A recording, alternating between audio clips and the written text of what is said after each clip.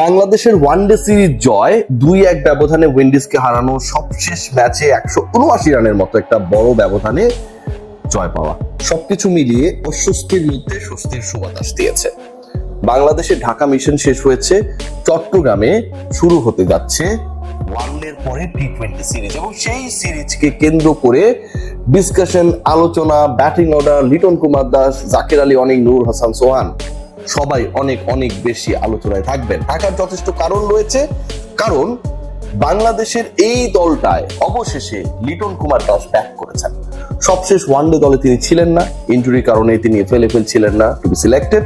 এবং তার আগে বাংলাদেশ যে টি-20 সিরিজটা খেলেছে আফগানিস্তানের বিপক্ষে, যেখানটায় বাংলাদেশ 3-0 জয় পেয়েছে, সেই সিরিজেও লিটন কুমার দাস ইনজুরির কারণে এফএল ছিলেন না। নিয়মিত ক্যাপ্টেন অবশেষে কামব্যাক করছেন দলে চট্টগ্রামের জহুর আহমেদ চৌধুরী স্টেডিয়ামে, যেখানটায় 3টা টি-20 অনুষ্ঠিত হবে।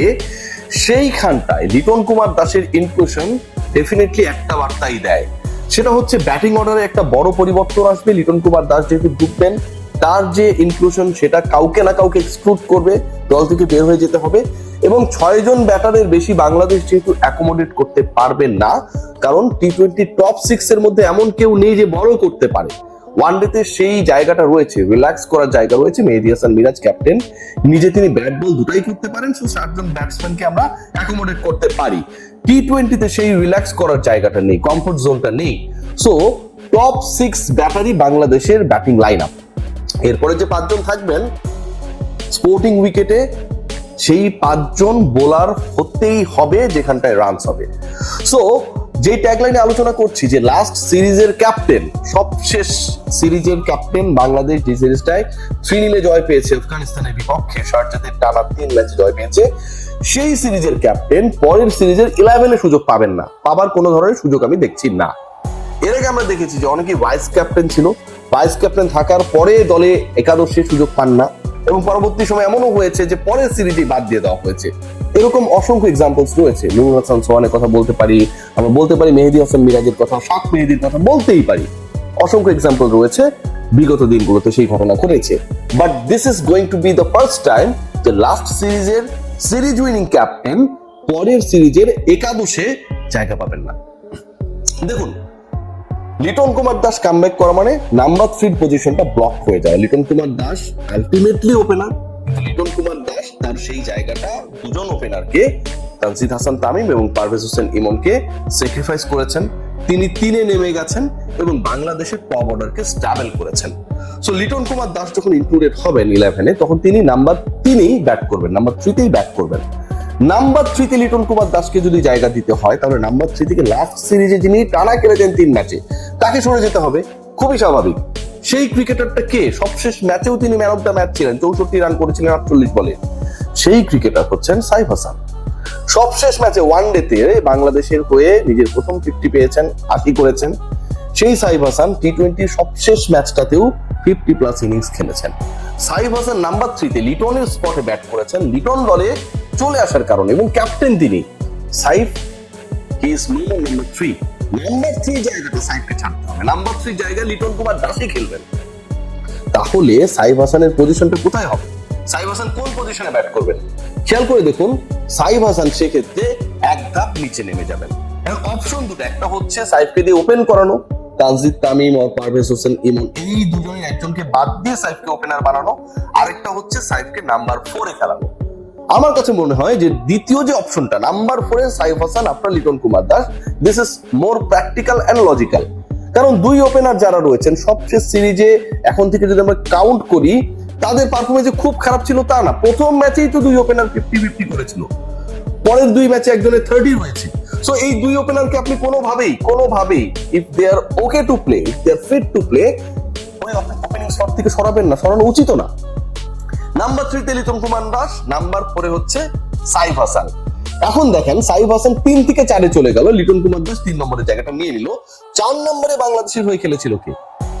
Here is the question. 4 নম্বরে বাংলাদেশের হয়ে খেলেছিল ওই সময়ের ক্যাপ্টেন সালাউদ্দিন কোটায় ক্যাপ্টেন্সি পাওয়া জাকির আলী অনিক। এবং জাকির আলী অনিক 4 নম্বরে খেলেছিল, সেটা তার অপরাধ না। তার ব্যর্থতার জায়গাটা হচ্ছে 4 নম্বরে খেলে জাকির আলী অনিক সাকসেসফুল ছিলেন না with his bat. Jaker Ali অনেকের এখন ক্যাপ্টেন্সির দরকার নাই, লিটন কুমার দাস ক্যাপ্টেন হিসেবেই ব্যাট করছেন। জাকের আলী অনেকের যেটা দরকার, একটা হচ্ছে কিপিং আর একটা হচ্ছে ব্যাটিং। সো এই যে দুইটা পার্ট, এই দুই পার্টে ব্যাটিং এবং কিপিং আরো দুজন কন্টেন্ডার রয়েছেন। একজন নিজেই ক্যাপ্টেন লিটন কুমার দাস, তিনি নিজেই কিপিং করতে পারেন, ভালো কিপিং করেন। আরেকজন নুরুল হাসান সোহান।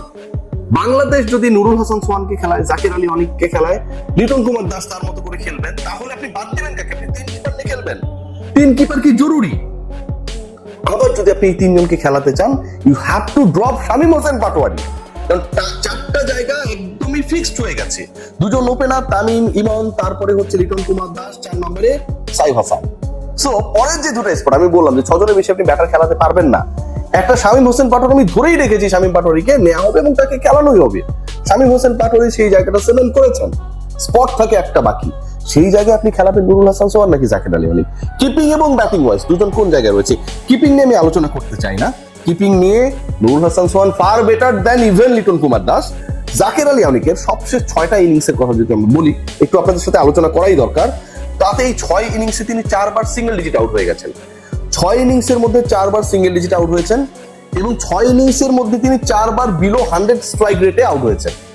টি20 আপনি খেলছেন, আপনার সবশেষ 6 ম্যাচের মধ্যে 4 বারই আপনি 100 নিচে স্ট্রাইক রেটে আউট হয়ে গেছেন। 100 নিচে স্ট্রাইক রেটে নট আউট থেকে ব্যাট করেছেন, এটা কোনোভাবে অ্যাকসেপ্টেবল না। ইনিংস গুলো দেখেন, সবশেষ ইনিংসে করেছিলেন 10 রান, খেলেছিলেন 11 বল। তার আগের ইনিংসে করেছিলেন 32 রান, খেলেছিলেন 25 বল। তার আগের ইনিংসে করেছিলেন 7 বলে 6, তার আগের ইনিংসে করেছিলেন 9 বলে 5, তার আগের ইনিংসে করেছিলেন 6 বলে 4। এই হচ্ছে জাকের আলী অনেকের সবশেষ ইনিংস গুলো হাইলাইটস।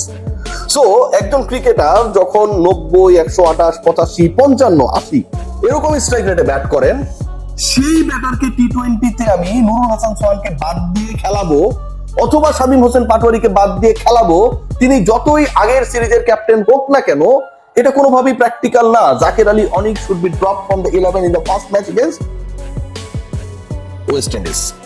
খেয়াল করে দেখুন নুরুল হাসান সোহানের 6টা ইনিংস আমি একদম কম্পেয়ার করতে চাই। নুরুল হাসান সোহানের সবশেষ 6 ইনিংসের 5টায় অপরাজিত। নুরুল হাসান সোহান সবশেষ 6 ইনিংসের 5টায় অপরাজিত এবং নুরুল হাসান সোহান সবশেষ 6 ইনিংসের 5টায় 100+ স্ট্রাইক রেটে ব্যাট করেছে। 100+টা কেমন? সবশেষ 6 ইনিংসের নুরুল হাসান সোহান 3 ইনিংসে ব্যাট করেছেন 250 স্ট্রাইক রেট প্লাস, একটাতে 176, অপর দুইটায় কাটায় কাটায় 200 করে। এবং এই তিনটার বাইরের যে 3টা ইনিংস রয়েছেন তার মধ্যে একটা 147 স্ট্রাইক রেটে ব্যাটিং রয়েছে।